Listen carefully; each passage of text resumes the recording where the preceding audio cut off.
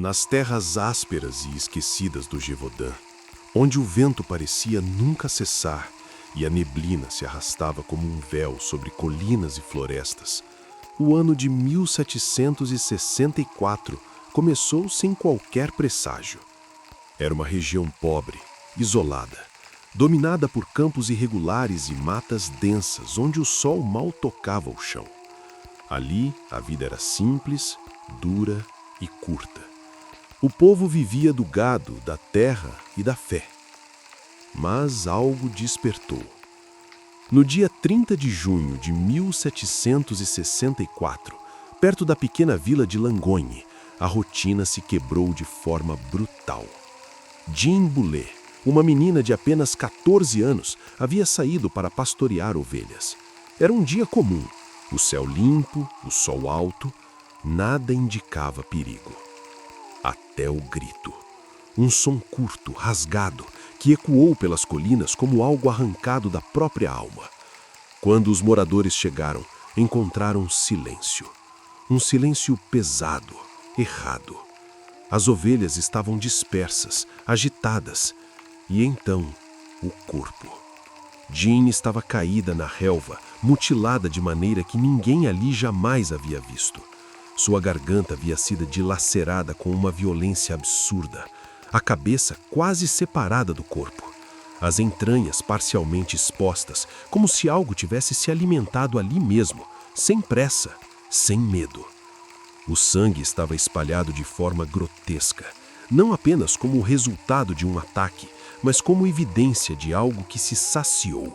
O padre local registrou friamente: morta pela fera feroz. Mas aquilo não era suficiente para descrever o que havia acontecido. E o pior, não foi o primeiro ataque, nem o último. Nas semanas seguintes, o horror começou a se repetir. Primeiro como sussurros, depois como pânico aberto. Pessoas começaram a desaparecer. Corpos começaram a aparecer, ou partes deles. A criatura não agia como um animal comum. Ela caçava durante o dia, surgia em campo aberto, escolhia suas vítimas. Mulheres, crianças, pastores isolados, meninas colhendo lenha, meninos distraídos nos prados. Sempre os mais vulneráveis, sempre os que estavam sozinhos. E atacava com uma eficiência aterradora. Sobreviventes, poucos, traumatizados, muitas vezes feridos, descreviam a mesma visão impossível. Um animal maior que qualquer lobo conhecido, do tamanho de um bezerro ou novilho. O peito largo, pesado, a cabeça grande demais para o corpo. Mandíbulas capazes de esmagar ossos com facilidade.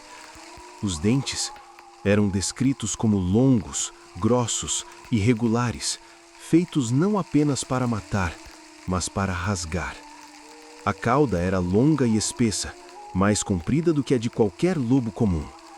A pelagem variava entre tons avermelhados e acinzentados, com manchas escuras ou listras ao longo do dorso, como se não pertencesse a uma única espécie conhecida. E os olhos. Alguns diziam que brilhavam, outros diziam que observavam, como se houvesse intenção ali, como se houvesse inteligência. O cheiro que a criatura deixava para trás era outro detalhe perturbador, forte, acre, quase podre, um odor que fazia animais recuarem e homens engasgarem.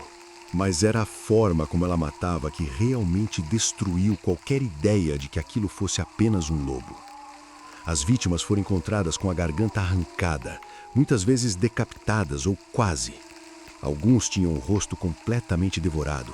Outras estavam parcialmente consumidas, não como uma refeição de um predador comum, mas como se algo tivesse escolhido partes específicas. Houve casos em que corpos foram encontrados com pouco ou nenhum sangue restante, como se tivesse sido drenado. Entre 1764 e 1767, o terror tomou conta de uma área de aproximadamente 90 por 80 quilômetros, abrangendo partes de Lozère e Haute-Loire. Aldeias inteiras pararam. Os campos foram abandonados. Crianças deixaram de sair de casa. Homens passaram a andar armados até para tarefas simples. À noite, portas eram trancadas, janelas vedadas, fogueiras acesas. Orações eram feitas em voz alta, não por devoção, mas por medo. Porque aquilo não caçava como um animal. Aquilo parecia aprender. Os registros oficiais, mantidos por padres, autoridades locais e administradores, contabilizam mais de 200 ataques. Cerca de 113 mortos confirmados, quase 100 vítimas parcialmente devoradas. E cada novo ataque aumentava a sensação de que estavam lidando com algo além da compreensão. O caso chegou ao rei Luís XV. Uma fera devorando seus súditos em plena França era uma afronta ao poder real. Recompensas foram anunciadas, caçadores foram enviados, mas nada funcionava. Em 1765, chegou à região François Antoine, o arqueiro do rei, acompanhado de seu filho e uma equipe experiente. Ele era respeitado, confiante, um homem que acreditava que toda criatura podia ser abatida. Durante meses, caçaram sem descanso, seguiram rastros, montaram emboscadas, mataram dezenas de lobos, mas a matança continuava. Até que em 20 de setembro de 1765, na floresta de Les Chazes, Antoine abateu um animal que parecia finalmente corresponder ao horror descrito. Era enorme, quase 1,83 m de comprimento. Pesava cerca de 64 quilos. Um lobo, sim, mas diferente. Grande demais, forte demais. Antoine declarou: "Eu nunca vi nada igual." O corpo foi empalhado e enviado a Versalhes. O rei comemorou. Antoine foi celebrado como herói. A besta estava morta. Era o fim. Mas não era. Meses depois, em dezembro, os ataques voltaram. E voltaram com a mesma brutalidade. Como se nada tivesse sido resolvido. Como se aquilo nunca tivesse sido abatido. Em 1766, novas mortes, novos corpos, novas mutilações. A criatura, ou criaturas, parecia impossível de deter. Sobrevivia a tiros, desaparecia diante de grupos armados, ignorava armadilhas e continuava escolhendo suas vítimas com precisão quase cruel. Foi nesse ponto que o medo se transformou em algo mais antigo, algo mais primitivo. As pessoas começaram a sussurrar. Não era um animal. Balas comuns não funcionavam. Alguns diziam que era uma punição divina. Outros que era uma criatura enviada do inferno. E havia aqueles que acreditavam em algo ainda mais perturbador. Que aquilo não era apenas uma fera, mas algo que entendia o homem. Algo que gostava de caçá-lo. Finalmente, em junho de 1767, o Marquês d'Apcher organizou uma grande caçada nas encostas do Mont Mouchet. Entre os caçadores estava um homem chamado Jean Chastel. Diferente dos outros, Chastel não era apenas um caçador. Era conhecido por seu comportamento calmo, quase estranho. Alguns relatos posteriores, difíceis de confirmar, dizem que ele rezou antes de atirar. Outros afirmam que suas balas eram especiais. Mas o fato documentado é simples. No dia 19 de junho de 1767, a criatura apareceu. Diante de todos. Não fugiu imediatamente.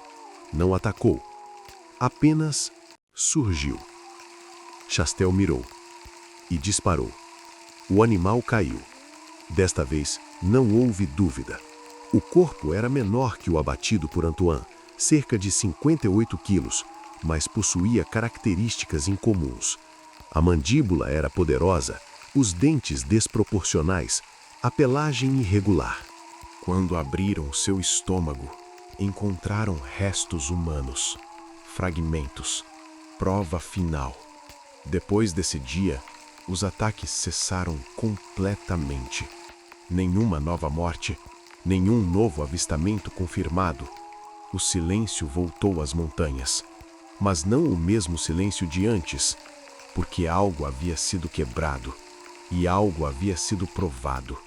Até hoje, o que exatamente aterrorizou Gévaudan permanece sem resposta definitiva. Um lobo fora do comum? Vários animais? Uma hiena exótica? Ou algo que nunca foi corretamente identificado? Os documentos são claros, os números são reais, os nomes das vítimas existem, mas a explicação, essa morreu junto com a criatura. Ou talvez não, porque ainda hoje, nas regiões de Lozère e Alto Loire, quando a neblina desce pesada sobre os campos e o vento começa a soprar entre as árvores antigas, há quem diga que o silêncio não está vazio, que existe algo ali, observando, esperando, e que, por 3 anos, aquilo provou uma única coisa. O ser humano, às vezes, não está no topo da cadeia alimentar. E pior, às vezes nem entende o que está caçando ele.